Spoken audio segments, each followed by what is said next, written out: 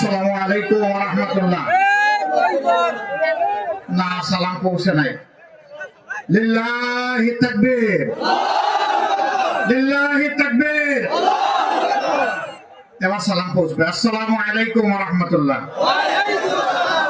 সামনে যারা আছেন কষ্ট করে বসে যান। আলহামদুলিল্লাহ, আলহামদুলিল্লাহি রাব্বিল আলামিন, ওয়াসসালাতু ওয়াসসালামু আলা রাসূলিহিল কারীম ওয়া আলা আলিহি ওয়া সাহবিহি ওয়া আহলি বাইতি আজমাইন। আসন্ন নির্বাচন সামনে রেখে আল্লামা দিলওয়ার হোসেন সাঈদী রাহিমাহুল্লাহ তার একান্ত স্মৃতি বিজড়িত পিরোজপুরের আজকের এই নির্বাচনী জনসভার সম্মানিত সভাপতি, সভামঞ্চে বসা আমার সহকর্মী 11 দলের সম্মানিত নেতৃবৃন্দ, শহীদ পরিবারের গর্বিত সদস্যবৃন্দ, জুলাই যোদ্ধাবৃন্দ, আজকের সমাবেশে উপস্থিত পিরোজপুরবাসী মা এবং বোনেরা, মিডিয়ার সম্মানিত বন্ধুগণ, শৃঙ্খলার দায়িত্বে নিয়োজিত রাষ্ট্রীয় বাহিনীর বিভিন্ন পর্যায়ের সম্মানিত সদস্যবৃন্দ, আমি আল্লাহ তাবারক ওয়া তাআলার শুকরিয়া আদায় করছি। দিন এবং জাতির প্রয়োজনে আল্লাহ তাআলা আজকে মুক্ত বাতাসে এখানে আপনাদের সামনে আমাকে হাজির হওয়ার তৌফিক দান করেছেন, আলহামদুলিল্লাহ। আমি তাদেরকে গভীর শ্রদ্ধার সাথে স্মরণ করছি, যারা বুক চিতিয়ে লড়াই করে, জীবন দিয়ে পঙ্গুত্ব বরণ করে, রক্তচক্ষুকে উপেক্ষা করে 36 জুলাই আমাদেরকে এনে দিয়েছিল।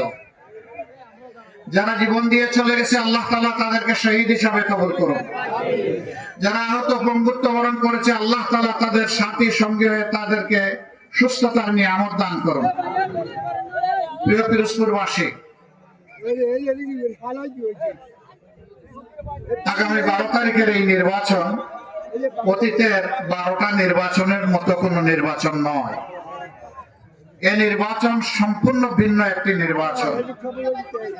বিগত 12টি নির্বাচনের মাধ্যমে দফায় দফায় বাংলাদেশকে পুরাতন বন্দোবস্তের মাধ্যমে যেভাবে খাবলে খামছে কামড়ে শেষ করে দেওয়া হয়েছিল, তা পরিবর্তন করে দেওয়ার নির্বাচন।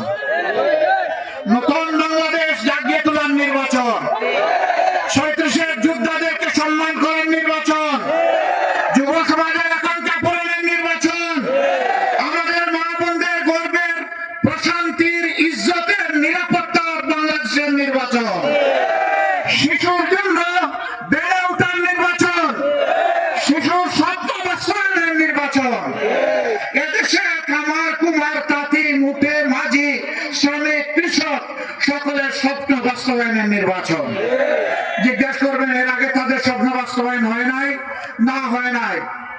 হয় নাই বলেই বাংলাদেশের 28 লক্ষ কোটি টাকা কেবল গত 15.5 বছরে চুরি করে বিদেশে পাচার করা হয়েছে। সেই টাকা ফিরিয়ে আনার নির্বাচন, এই বাংলাদেশকে সুষম উন্নয়ন উপহার দেওয়ার নির্বাচন। কোন মামু খালুর টেলিফোনে কোথাও কোনো আর উন্নয়ন হবে না, সেই দ্বারা বন্ধ করে দেওয়ার নির্বাচন। ইনসাফের ভিত্তিতে উন্নয়ন হওয়ার নির্বাচন। যুবকদের হাতে মর্যাদার কাজ তুলে দেওয়ার নির্বাচন। বেকার ভাতার মুখ বন্ধ করে দেওয়ার নির্বাচন। প্রিয় দেশবাসী, এক আমলে 10 টাকার চাউল খেয়ে এখনো পেটের ব্যথা যায় নাই। এখন আবার কার্ড বিতরণ শুরু হয়েছে। একজন গিয়ে বলে 2000, একজন বলে 7000, আর একজন বলে 20000। একজন বলে আমরা দিব 5 লক্ষ, একজন বলে 50 লক্ষ, আরেকজন বলে 50 কোটি। আরে বাংলাদেশে 50 কোটি মানুষ কি কিয়ামতের আগ পর্যন্ত হবে কিনা তাও তো জানি না। কেমনে দিবে 50 কোটি? মানে এগুলা যে 100 ভাগ ওই 10 টাকার চালের মতো ধাপ্পাবাজি, এখন বাংলাদেশের মানুষ এগুলা বুঝে ফেলেছে।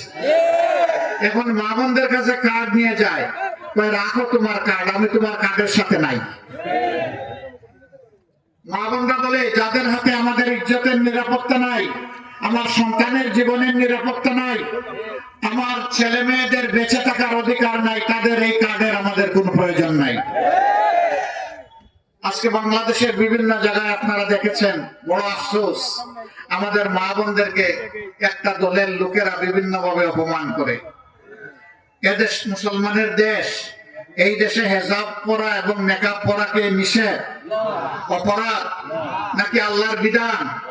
সেই আল্লাহর বিধানের বিরুদ্ধে তারা অবস্থান নিয়ে বলছে হেজাব নেকাব পরা কোনো নারী আসলে এটা টান দিয়ে খুলে ফেলবা। বলতেছে যদি কেউ এসে দাঁড়িপাল্লার পক্ষে ভোট চায় তার কাপড় খুলে দিবা। এরা কোন প্রজাতি? এরা কি মানুষ? না, এরা অন্য প্রজাতি। কোন মানুষ, আল্লাহ যাদেরকে বিবেক দিয়েছেন তারাই মানুষ হয়। কোন মানুষ কোন মায়ের গায়ের কাপড় খোলার কথা বলতে পারে না। এই নোংরা কথাগুলো বলার পরে, হুঙ্কার দেওয়ার পরে আজ পর্যন্ত দলের নেতা এবং দলের পক্ষ থেকে এই বিপদগামীদের ব্যাপারে কোনো ব্যবস্থা নিতে বাংলাদেশের